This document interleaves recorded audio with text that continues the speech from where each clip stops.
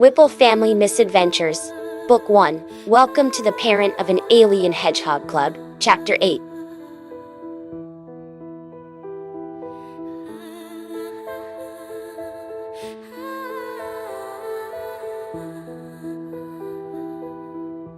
Standing next to the window was a third hedgehog, dark black, about the same size as Sonic, although that was where the similarities ended. To say he was filthy was an understatement, like he had crawled first through mud, then through an oil slick, and finished with a garage pit, and all of that had dried over his fur. There were a few paint marks under it all that might have been orange or red, but it was hard to see through the knots and thick grime. His quills were bent, broken, and in complete disarray. The only thing he was wearing was dirty rags tied around his feet. Besides that, there were yellow rings around both of his ankles and wrists. When Wade had found Silver, it looked like he had at least made some feeble attempts at trying to keep his fur and quills groomed. This poor guy looked as if absolutely none had happened in a very long time. The room was colder than the rest of the house, and there were fresh black marks on the windowsill, indicating how the occupancy of the room had gone from 2 to 3. In the hedgehog's hands, he was clutching a single white plate. I told you there was someone hiding outside. Look who we found. Silver said excitedly, bouncing on the balls of his feet.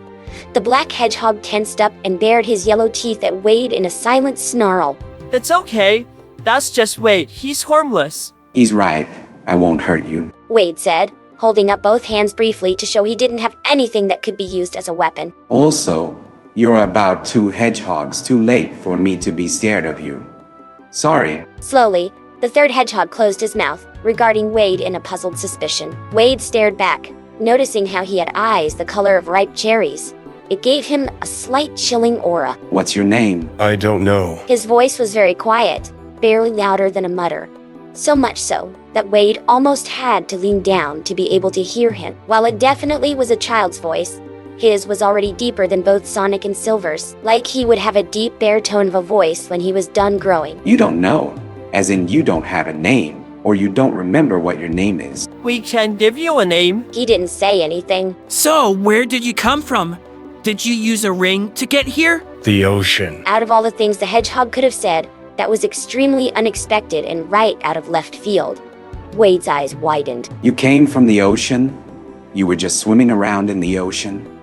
And then one day you swam to the shore and walked out? No, that's what they said when I woke up. Who's they? Humans. What humans? I don't know. The hedgehog's voice started to sound frustrated and distressed, pressing the heel of one hand right between his eyes. I didn't know them.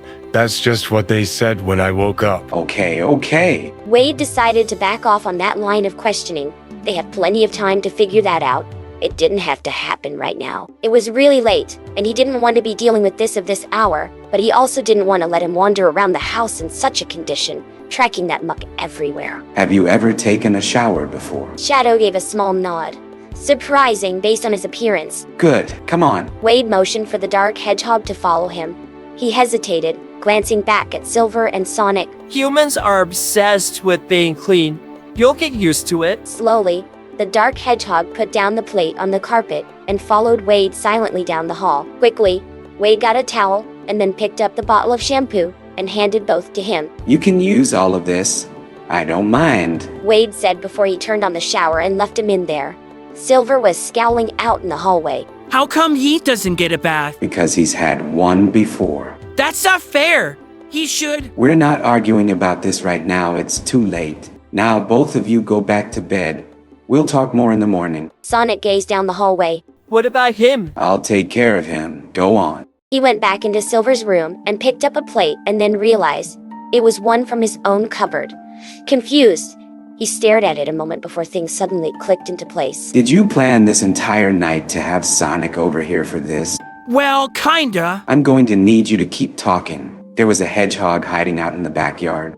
No, I just kept hearing someone out there. I didn't know it was him. Just someone. And you didn't believe me. And Sonic and I looked around a few days ago, but we couldn't find anything. So we decided tonight to leave some food and see what happened. And then that guy knocked on the window. Silver, I'm sorry I didn't believe you. I should have listened. But do not do that again, okay? Why not? Because it could have attracted something a lot worse than a lost hedgehog. Wade said, picking Silver up and setting him on his bed. Are you bound? Wade shook his head, reaching out to give Silver more of a reassuring pat, but when he leaned into his arms, it turned into a one-armed hug. No, I just don't want you attracting a grizzly bear. They're dangerous. It's good that he's not out there alone in the snow. Now, go back to sleep. He made sure both were back into bed, then turned off the light and shut the door. When he turned around, he saw the black hedgehog was waiting, dripping wet and covered in suds in the doorway. There's something wrong with your tub. Wade went back into the bathroom, only to find it was plugged by the dark, oily junk that had come out of his fur. Sighing, he got down on his knees and began scooping it out and into the wastebasket by hand. You're not scared of me? No, I'm pretty used to those two. You're less than half my size. I don't think you're scary. Why? You think I should be? Everyone else is. Who's everyone else? All the other humans I tried talking to, they either yelled or ran or threw something at me. He said, as if like it was something he had just come to accept. And that's why you were just hiding outside and didn't try talking to us. He could see the guy's point of view, but he also understood why people reacted like that. The poor thing looked awful. If Wade hadn't been acquainted with Silver and Sonic, he probably would have reacted differently to seeing him. I didn't think you'd be any different, but I was curious about them. I've never seen anyone else like me before. Weren't there other hedgehogs back on your planet? Or like any other creatures? The dark hedgehog only looked confused. Never mind, so you woke up, attempted to talk to humans, but they reacted badly. One man tried to shoot me with a gun. Someone tried to shoot you. Here in town? Did they hit you? No, it was far away and a long time ago. After that, I stopped trying and just avoided humans. Until now. Well, like I said, I'm used to those two. Why do they live with you? Sonic doesn't live here. Silver does. He lives here because I take care of him. There you go. Standing up, he watched as the hedgehog got back into the tub and went back to rinsing off. Now clearer, Wade could see he had red markings on his quills, above his eyes, and on his arms and legs. When he was done, he tried to step over the wide lip of the tub again, lost his balance, and grabbed at the shower curtain, only to yank not only that, but the entire rod down on top of him. Automatically, Wade reached out to help him but stopped when the hedgehog inched away. Careful. Judging from his wide-eyed look of shock, the poor kid had not been prepared for that. Still, it made Wade wonder how strong he was. Are you all right? He asked, settling for just picking up the shower rod and returning it and the curtain back to its place. No answer. But the hedgehog did get to his feet and promptly buried himself in a towel, which had to be a good sign and that there were no injuries. Can I trim your claws real fast?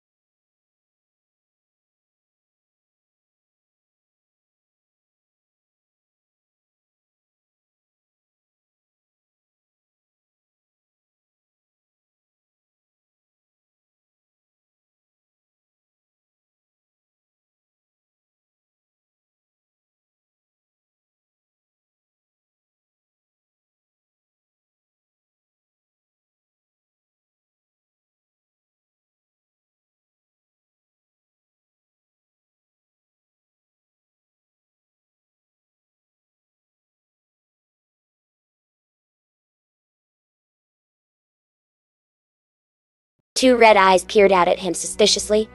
The real reason Wade wanted to see his hands and feet was because he was wondering if this little guy had suffered any damage or frostbite. Being outside without barely anything to protect his extremities, it was something he hadn't done after finding Silver, but looking back, probably should have checked.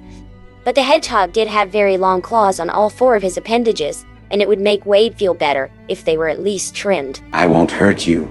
I promise. There was a long, uncomfortable pause before slowly, The hedgehog offered out one hand. Thank you. Wade muttered, sitting down on the floor before he carefully checked each finger, noticing the pads on his palms, and then trimmed away the sharp ends of the claws. By the time he reached the kid's feet, he was glad he had offered to do it. The almost talons on the ends of his toes had grown out long enough that they were in danger of becoming ingrown. But besides that, he was fine.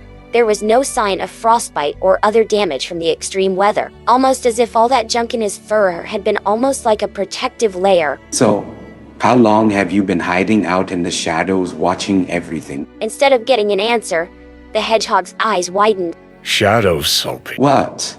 Shadow, that's my name. Oh, well. Nice to meet you, Shadow. I'm Wade.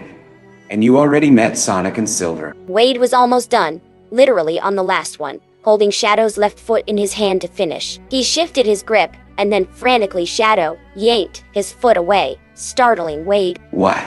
Did that hurt you? Shadow didn't say anything, only pulled the towel over his head. With a sigh, Wade decided it could be dealt with later, along with the ratty, tangled mess that was his fur, not to mention cleaning the bathroom. Come on, you can sleep on the couch. He watched carefully as Shadow followed him, tried to determine if he was limping or favoring that foot, but the hedgehog only quickly traded the towel for the offered blanket and curled into a tight ball under it without another word. With a sigh, Wade added a few fresh logs to the stove, double-checked that the doors were locked, turned off the light, and returned to his own bed. When Wade woke up a few hours later, it felt like he hadn't slept at all, been difficult to settle down and sleep, knowing there was another hedgehog in his house. All night, he tossed and turned, thinking and wondering and worrying about what this meant for the future. He wanted to remain in bed, but he could hear noise indicating he should get up. As thought, all the kids were already awake, huddled around his dining table, talking quietly. Shadow was in the middle of the three, and was the first to notice Wade when he came out of the hallway. Those red eyes were sharp but calm. Sonic looks like he had drunk 8 shots of espresso and was barely managing to stay seated. Silver was calmer than that, but still looked like a kid, kicking his feet lazily. In contrast, Shadow was sitting perfectly still with his back straight, hands folded in his lap. Also that the other two had given him socks and gloves. Hey guys, anyone hungry? He got several nods. His name is Shadow. So, I've heard. Wade answered as he went into the kitchen, based on what he had. It would be cereal for all this morning. Just as he was taking down bowls for all 4 of them, he heard footsteps and turned to see Shadow behind him. Are you alright? Silver said you could call someone for me. That stopped Wade dead. You mean like, call someone to come get you, Shadow nodded. as in a human and an adult? He nodded again. That thought alone was massively comforting, and relief washed over Wade. That completely solved this problem. He wouldn't be here for long. Okay, do you have a phone number?